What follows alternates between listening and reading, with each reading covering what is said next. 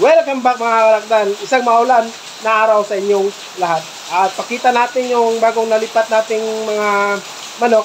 Dalawa lang po yung nadala natin dito, yung Kanawain sa Gilmore. Pakita natin, kaya lang medyo maulan, tapos hapon na rin.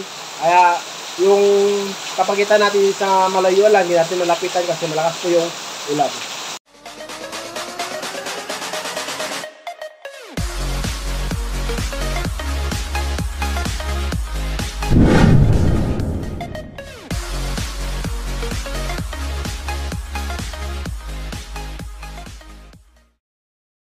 Mga itsura nila kasi maulan. Ayan.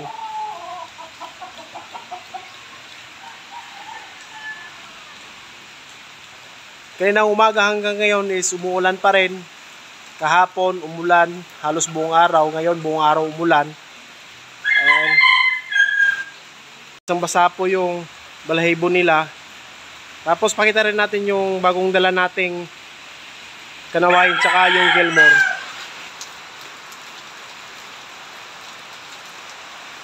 Ayan po, maulan. Pakita lang natin yung dinala nating Kanawain sa Gilmore. Dito tayo sa labas kasi sa labas natin nilagay. Ayan.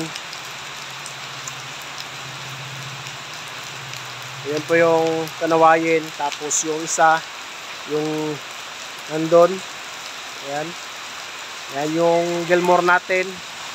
So basang-basa rin sila kasi buong araw umulan, tapos kahapon tsaka kagabi umulan din. Ayan.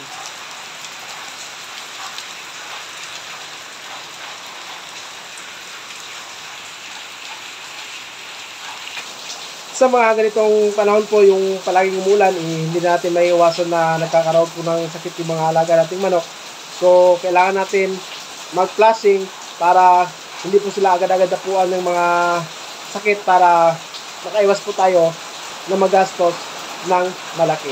Mas mabuting agapan na natin habang hindi pa sila nagkakaroon ng sakit para yung immune system nila is maging matibay, para hindi po sila madaling napuan ng sakit. May nagkaroon ng sipon sa kabilang manukan, yun po yung gagamutin natin, pero sa ngayong ganito kalakas na ulan, hindi po natin napainom yun. Siguro pag tumila ng ulan mamayang gabi, papainumin natin ng gamot. Yung ginagamit pala pag mga manok na nagkaroon ng sipon is yung Ampil. Talagang subok na yon. Yun talaga yung ginagamit ko. Sa mga nakaraang video ko na nagagamot ako ng mga manok na nagkaroon ng sakit, is Ampil lang po yung ginagamit ko kasi subok ko na yon. Tapos magaling talaga siyang magpawala ng sakit. At yun po yung update natin sa bagong nadala nating manok na dalawa dito sa ating bagong nilipatan. Yung Kanawain natin saka Gilmore, nadala na natin. Tapos yung isang sisiw ko is nagkaroon ng sipon, kaya gagamutin natin sana. Kaya lang malakas yung ulan, pakita natin yung ulan kung gano'ng kalakas. Ayan po. Ayan. Ayan. Sobrang lakas po ng ulan, hindi po tayo makaalis sa bahay. Kaya aantayin nating tumila yung ulan bago natin mapuntahan yung kabilang manukan para magamot natin yung sisiyo na nagkaroon ng sipon. At yun, sa nakita niyo, masyado malakas po yung ulan, kaya hindi natin mapuntahan agad yung kabilang manukan. Kaya aantayin natin tumila yung ulan para makaalis na tayo, tapos magamot natin yung nagkaroon ng sipon. Medyo may tumubo ding foul pox. Gagamutin din natin yon. Yung Ampil lang yung gagamitin natin kasi kung Paupax po nagagamot din ng Ampil, isang gamutan sa isang tableta. Tsaka kung bago mo sa ating channel, huwag kalimutan subscribe sa click yung bell button para update ka sa mga bagong video na lalabas.